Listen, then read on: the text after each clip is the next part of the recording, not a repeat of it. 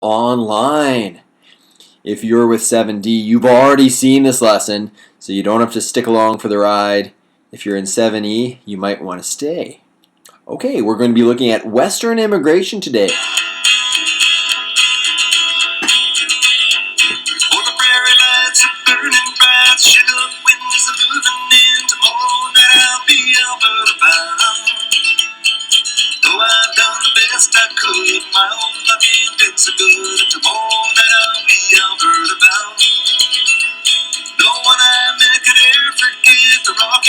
Sunset, it's a pleasure just to be Alberta bound.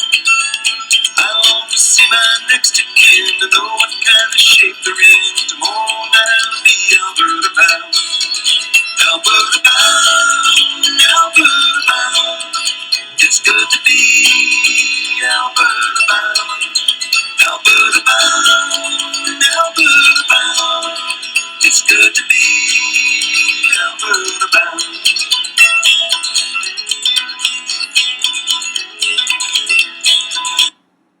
Bonus marks if you can identify the artist. Yep, you in the back there. Yes, it is Gordon Lightfoot. Very good. Those bonus marks will make up for all those tests you failed. Okay, so Western immigration, this is particularly around the period of the early 1900s, the turn of the 20th century, if you will. Okay, growth in the West.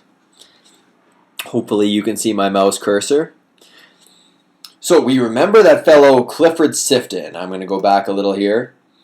He was the Minister of the Interior under Wilfrid Laurier's government, wanting to populate the West. Make sure the Americans didn't sweep up there. So they wanted lots of European immigrants. We see the Swedish lady right here.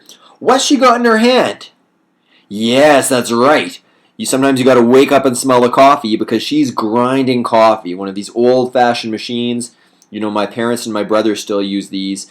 One of them is over 100 years old. It really does a finer grind, but a lot more labor-intensive than just sticking it in a machine. Okay, so you see a nice little log cabin there with a range stove. So British immigrants, as you can imagine, everything was all about being British. And so British immigrants were in great demand. The thing is, they were not the greatest farmers. And I'm not going to make a joke about British food right here because they have fish and chips and I'm sure other things too. But they were more urbanized and more of them were city slickers. They didn't really have the farming skills, the kinds of people who are moving to Canada from Britain. The ones who did were from continental Europe, particularly Eastern Europe, but also Scandinavia, like this Swedish lady here. They were the successful farmers.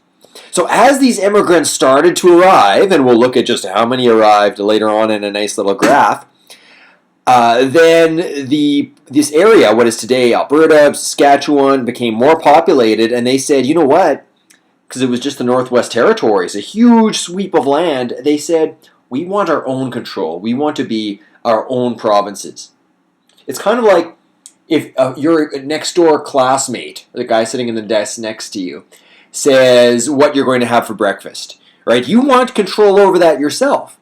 You don't want to be eating Vegemite on toast just because he's Australian. Okay, 1905. So Alberta and Saskatchewan, I'm just enjoying some nice tea here, thus the sipping, were formed. Now, they didn't have to form them this way. In fact, Frederick Haultain, the premier of the Northwest Territories, he was actually wanting them to all be a massive province of buffalo. But Wilfrid Laurier, he said, you know what? Really, Ontario and Quebec, they're the ones who really have the bulk of the political power. They might not be so happy if Alberta and Saskatchewan end up rivaling them in terms of size and influence. So they kept them separate. Another way that was proposed by some was to have 3 provinces but going west to east. If you can imagine that, probably the southern part would have been really, really wealthy. Think like Calgary and Regina. The central part, Edmonton and Saskatoon, not so bad either. But imagine the northern part. Like you'd just basically get a bunch of forests, which would be great if you like furry forest friends, but not maybe very viable or successful as a province. Okay, so another political cartoon for you. Ha! You thought you were safe from these in the confines of your home. So we have a guy here in a hat. Who is this? I'll let you start sifting through your notes. Aha, you got it. It's Clifford Sifton. You can actually see it in a little label here on his coat. And he's welcoming these immigrants to the world. You can see with the signs, this represents the masses. The masses, like masses of people. And it says also from Europe on the bag, just in case you didn't get where they're from.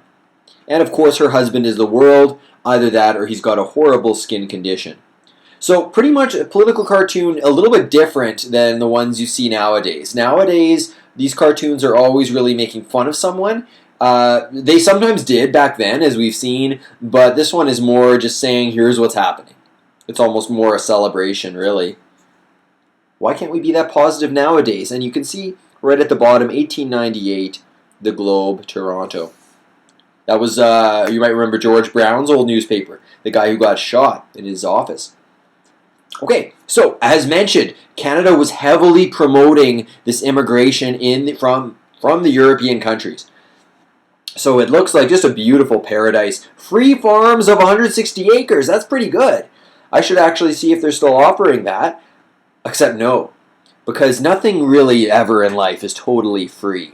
In order to actually get the free farm and to have the land ownership, they had to prove that they could farm it sustainably for a period of several years. I don't actually see the small print here, but that's what they had to do. You couldn't just get the farm and then flip it and get some free money and go do your own thing. You had to actually make a go of it. And look, here's a nice little kid under this hay bale here. Hopefully he doesn't have hay fever. Otherwise, he'd probably only have moments to live. But looks pretty happy. The thing is, a lot of these settlers, they saw these beautiful posters, but then when they had their first taste of winter, they were shocked. They thought, you know what? We should have stayed home. Okay, this one. Now, if you're if you want to correct me on this, leave something under the comments. But I think this is Dutch. I think this is Dutch on the left. That's also why I don't have a comment section, because I'm emotionally insecure. So we have a fruitful Manitoba advertising that millions of the best wheat land. Oh, isn't that lovely? Just beautiful. Okay. So just to get a first on image, just in case you don't believe the posters, this is what it looks like just a little bit west of Regina. I took this on a road trip coming back home. So just beautiful. It makes you want to just dig up some land and settle down and farm. Even the most hardened, evil soul couldn't resist this. It's me, your old pal, Prospector Fred. I think these here prairies might make me just want to settle down, leave behind the prospecting life. No, I'm only kidding you. I can never leave behind the gold and the adventure and the drinking and the murder. Yeah, prospecting. That Prospector Fred, someone needs to bring him to justice. Will his evil ways ever cease? We can only pray that they will one day. Okay, a few more photos. These, according to different sites, one said they were German immigrants on the left, another said they were Slavic. A lot of the German immigrants to Canada actually didn't come straight from Germany. Most of them came either from Eastern Europe or from Eastern Europe through the United States. Actually, that was the case of one of my grandmothers. They were a German family farming in Ukraine.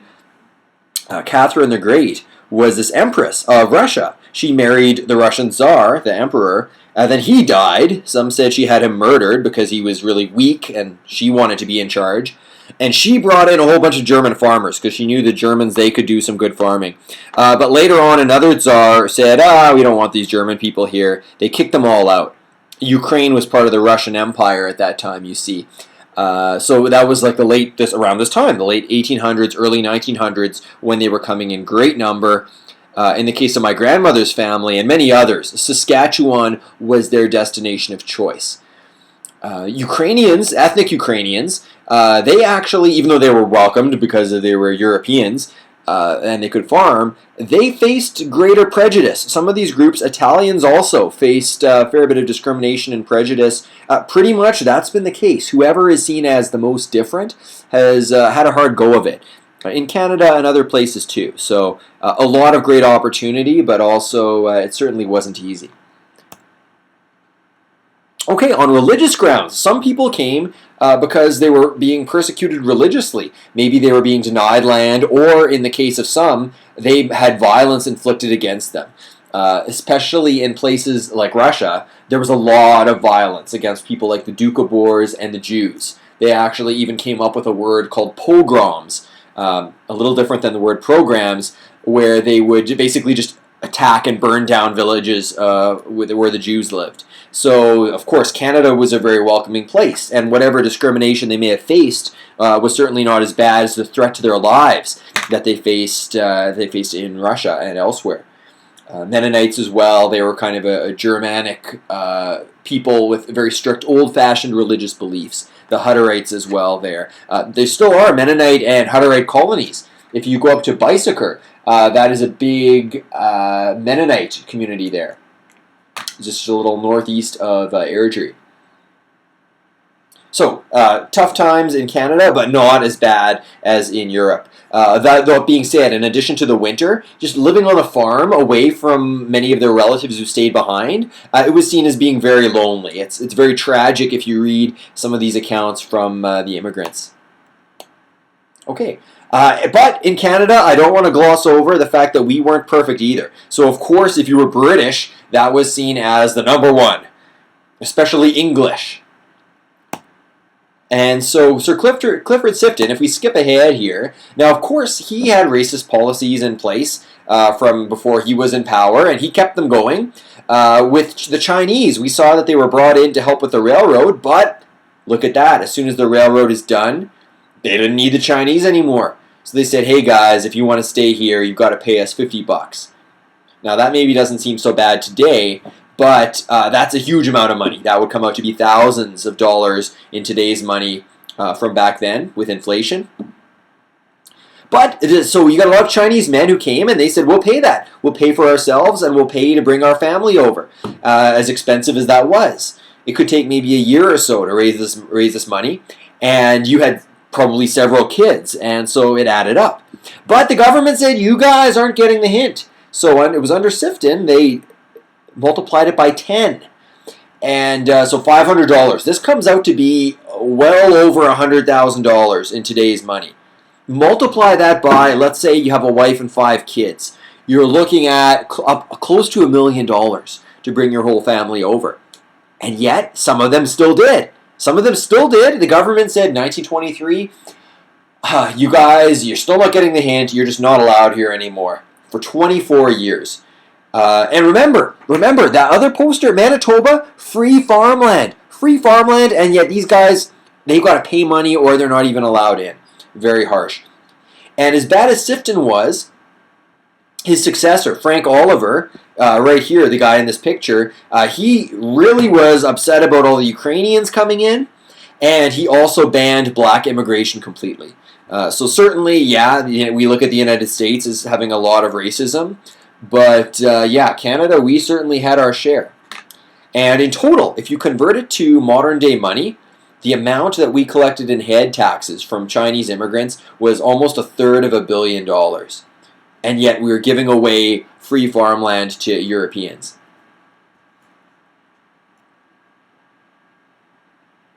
So here's a closer look at the head tax receipt. So lovely writing and yet ugly, hideous intention behind this. Behind the tax, I mean. The fact that the guy wants a better life in Canada, that's a beautiful, admirable thing. The Chinese, in addition to that, let me just go back a second. The jobs they worked, these were not fun jobs sitting around in a cushy office with a tie and suit. They were the jobs that people of European descent didn't want to do. And so, for example, running laundries or restaurants. And so a lot of stereotypes about Chinese laundries came about, like, oh, you must work in a laundry. Well, that's because that's the job they had to do. If they had wanted to, say, work, let's say, start a law firm, where European people were doing it as well, well, people wouldn't have given them the business. That was the only way they could make a go of it, doing these really hard jobs to try to scrape up enough money to bring their families over. Okay, so 2006, by this point, most of the head taxpayers and their spouses had died. There were a few that were left, still alive, and their descendants, and the government gave them an official apology and $20,000 each. And so let's keep in mind, now this is not just a liberal or conservative thing. These policies, all these different racist ones we're looking at, they were put in place by different governments. They were maintained by different governments for decades and for generations. And so it's really only been in the last 20 years or so that our governments have apologized for some of these wrongdoings. Okay, so number of immigrants. I promise this, and I'm not going to let you down. The peak of all-time one-year immigration. It looks like, looks like about 1912. We had over 400,000 immigrants. So this whole boom time we're looking at was really massive compared to the years before it, like the early years of Canada here. Not many, so this is how many thousands per year. Take a note at some of these other figures. We see here a big decline. We're going to be looking at the Great Depression, a time of great economic upheaval. It would increase again at various points, but now, look at this. The last 30 years has been the most consistently high amount of immigration year to year that we've experienced. Part of that is it's very necessary, because back in these days, everyone was having tons of babies. It's like everywhere you turn your head and, oh, look, you had another baby. But now, the average couple will have less than 2 kids. So if we didn't have any immigration, we'd actually be going down with our population. Okay, and so that's it for our lesson. As far as an activity, I was going to have a bit of a treat here. We're going to watch the Star Trek episode, A Taste of Armageddon. If you have Netflix, then by all means, check it out. You can kick your little brother or sister off the TV. Tell them you got homework.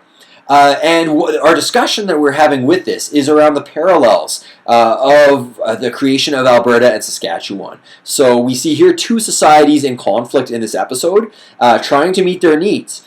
And so in a similar way, how did Alberta and Saskatchewan try to meet their needs better by becoming their own provinces? And if we look at, for example, being able to control your own education, being able to control your own healthcare, those are a couple of key ones right there. So I hope you guys enjoyed the PowerPoint, and I hope you have a wonderful day. Bye-bye now.